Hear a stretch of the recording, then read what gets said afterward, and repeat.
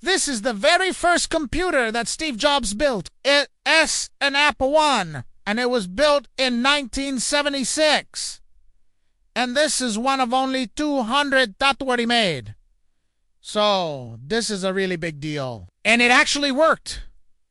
This was Jobs' baby. He designed this computer from the ground up with Steve Wozniak, his friend, building the hardware and him building the software. But it took almost a year to build this thing because these guys were doing everything by hand. They didn't have any CNC machines or anything like that. Everything was done by hand, and they were building these things in their garage. So this is an incredible machine, and it is a testament to these guys' skill set that they were able to build something like this from the ground up. So, if you want to know how these guys built this crazy computer, well, let's jump right into it. So, the first thing that we need to talk about is the case. The case is made out of this weird material, and it's almost like a surfboard. It's super thick, and it has these cutouts for the different components, and then there are these screws that hold everything in place. So we're going to start off by removing these screws,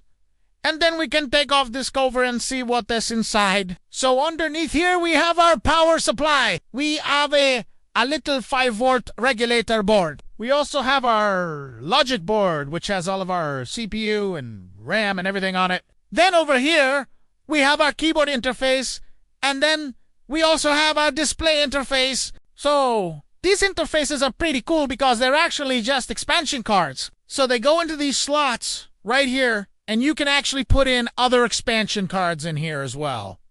So it's kind of cool that they made it so modular. Okay, so now that we got that all cleaned up, we can get a better look at what's going on here. So over here we have our main CPU board. And this is where our processor goes. And we also have our RAM. And then down here, we have our video display chip. And then over here, we have our keyboard chip. So these chips are actually really interesting because they're from a company called Mosandad. As actually the first publicly traded semiconductor company. So they were one of the first companies to make chips. And they were actually a huge influence on the Apple Computer Company.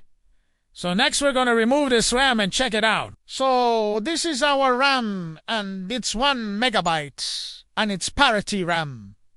So it's actually 8 chips here that make up that 1 megabyte. So back in the day when you wanted to have more RAM, you literally had to add more of these boards. So it's kind of mind-boggling how much technology has advanced since then. And speaking of technology advancing since then, today's sponsor is Masterworks. Is an investing platform started in 2017 with the goal of opening up the art market to everyday investors. Since the beginning, they've sold 3 paintings, one being a Banksy and to by Jean-Michel Basquiat, with each returning over 30% to net IRR to investors after paying all fees. And with their newest offering, a painting by one of the most influential artists of the 20th century, Yayoi Kusama.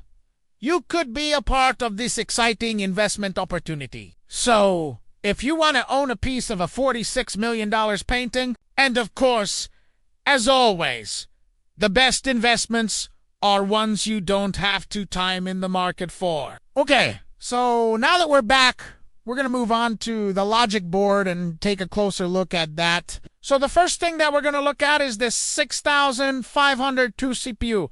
So this was the main CPU back in the day, and it ran at 1 megahertz. It had 2 kilobytes of RAM, and it had 4-bit data bus and a 16-bit address bus. So this little tiny chip ran this whole computer, and it's amazing to think about how far CPUs have come since then. And then over here we have our 6502 enhancement chip, and this actually gives us an additional 8 kilobytes of RAM, so we can use 16 kilobytes total in this computer. And then over here we have our clock generator, our PIAS, and our serial I/O chips. So looking around the rest of the board, we have all of our chips are socketed, which is awesome. And we also have this gigantic transformer over here that converts our 12 volts to 5 volts. And then if we flip the board over,